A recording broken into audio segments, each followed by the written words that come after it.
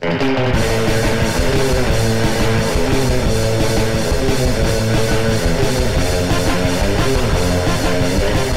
is Sazerac, one of my favorite after service cocktails. Other than a simple beer, ice cold draft, this is something that I'll definitely unwind to sip. I mean, a cocktail per se, but I think I also like simple spares, just sipping on tequila or sipping on a bourbon. Right out of high school, I mean, it was about family upbringing, history. You know, just I was growing up with a lot of food, a lot of elaborate dinners, feasts for the holidays, and it just basically influenced me to the core. There happened to be a field trip to the CIA, closer to America. It was a day trip, spent the entire day out there, and there was something about the professionalism of it all, the tall white chef hats, people walking around all the classrooms, and I was like, wow, this is actually a serious career here. Yeah. You know, to be had going to this school and then embarking on being a chef. So, you know, I had that little seed of good cooking instilled in me already. So when I visited the school, I'm like, wow, this is something that I think I might like doing. Yeah. I was definitely very active. I was athletic. I didn't want to sit at a desk from 9 to 5. I knew that I wanted to do something to be on my feet. So that was basically where it started with CIA. When I started working at Boulé, it was a completely different kitchen. You know, a lot more cooks. The food was at a much higher level, and then he also set the stage for me. Excuse me, to go to Paris. Yeah. So, but my 3.5 years that I stayed at Boulé with was definitely an epiphany period. Like, wow, I'm not going to do anything else ever. Yeah. And that was one of my first kitchens that, you know, introduced me to really high-end, a high level of cooking. Sure.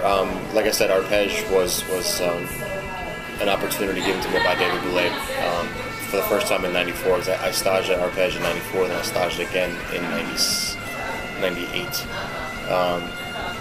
Very, very small kitchen, but only the best ingredients walked into those doors.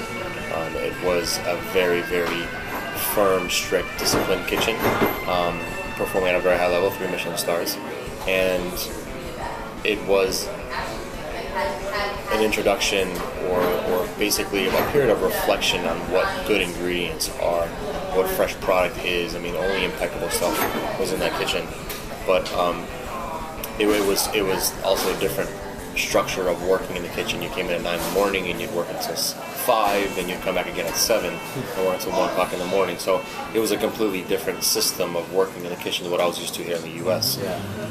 Which is great. It was new, it was exciting, but just the fact that I was in Paris also was just like, wow, I'm in, like, you know, I think Paris was and still is a dining capital of the world, you know, and along with New York. People will argue with that, but I guess I definitely agree that New York holds that crown. Yeah. But at that time, like a good, strong, serious cook that I was learning, Paris was a place to be. So like 1998, 1999, I was given an opportunity to go and work at Roger Verger in the south of France at Moulin de Mougins before he retired. And at the same time, I went and worked for Alain Ducasse in Provence as well, at La Bastide de Moustier.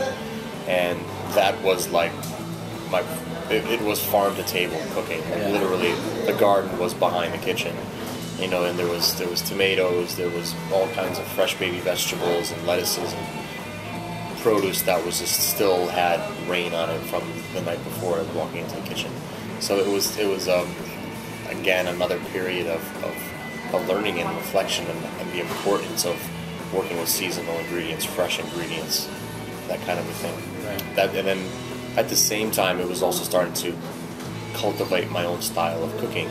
It was that Mediterranean influence that reminded me of my childhood. Yeah. And I got to be honest, I think that was the first period where Aldea started to become conceptualized. Like I started to define what it is that I wanted to cook, what it was that I wanted to, or what the ingredients were that I wanted to work with. New way of looking at things. A no-holds-barred, break the rules, no obstacles, complete creative freedom in a sense. Like, don't be afraid to try something new. Yeah. Don't be afraid to see, hey, you know, as crazy as those flavors might sound together, let's taste them and see if they do actually work. So he basically gave me a new insight. I'm really happy that I went to Ferran at that point in my career because I already had all the basics known. I think it's very important. You can't really create, you know, the worst thing to do is to drive a Lamborghini before you know how to drive, that kind of a thing. You know, it was like being creative but also knowing the basics.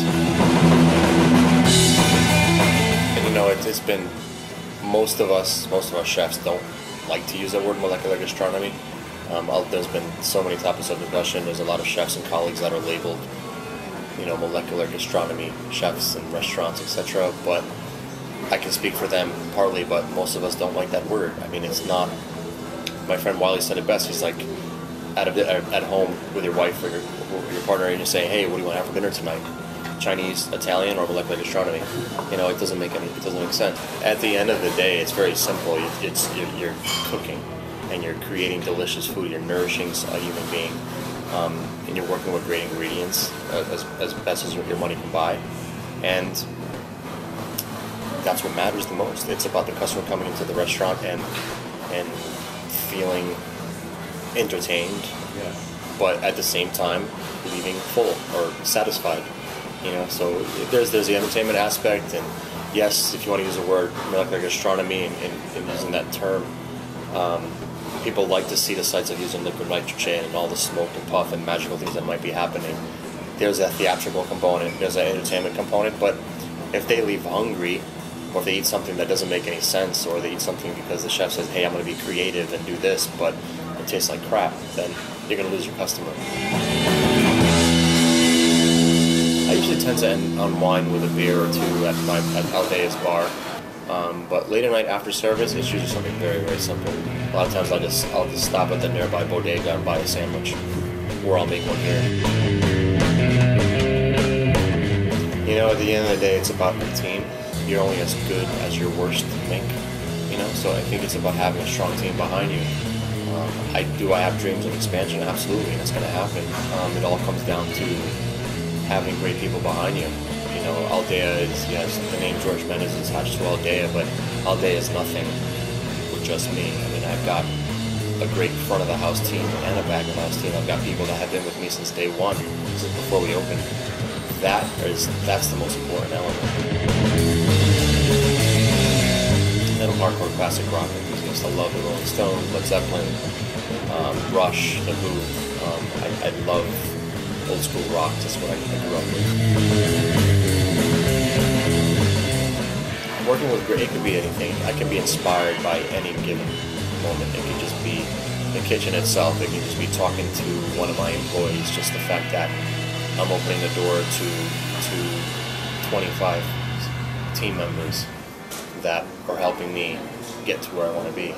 That inspires me a lot. Yeah. You know, that I'm giving them a place of work, hopefully a fun place to work, you know, and of course a paycheck. But you know, I think it's, you know, you can be at the farmer's market. There's really a lot. You know, the latest thing that really inspired me is going to the museum. As old as that might sound, but if you go to a good exhibition, I went to Alexander McQueen, which is a fashion exhibit, but the guy was so damn creative, so ahead of his time, and just watching the dresses and women's wear that he put together was just mind-boggling. So that's very inspiring. You know, nature inspired him. Nature inspires me, or it could be goth. It could be so many different things that you can take mystery, darkness, and put onto the plate as well. It's always the same, you know. My last meal is very simple. It's on the luxury end as well, but you know, like it'll open up with oysters, it'll be caviar, perhaps some lobster. But the main course would be a steak, a simple steak with black truffle sauce, red wine, perhaps some potato puree, and a nice fat red burgundy poured at the table.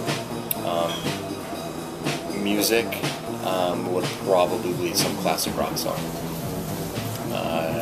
I couldn't imagine being without that. Music itself is a big inspiration for me here at the restaurant, and for creating. You know, I love going to live shows, so that's definitely something that inspires me. But the last meal, would be probably I'd want it to be outside. I'd want it to be in a hilltop. I want it to be in a very quiet countryside setting.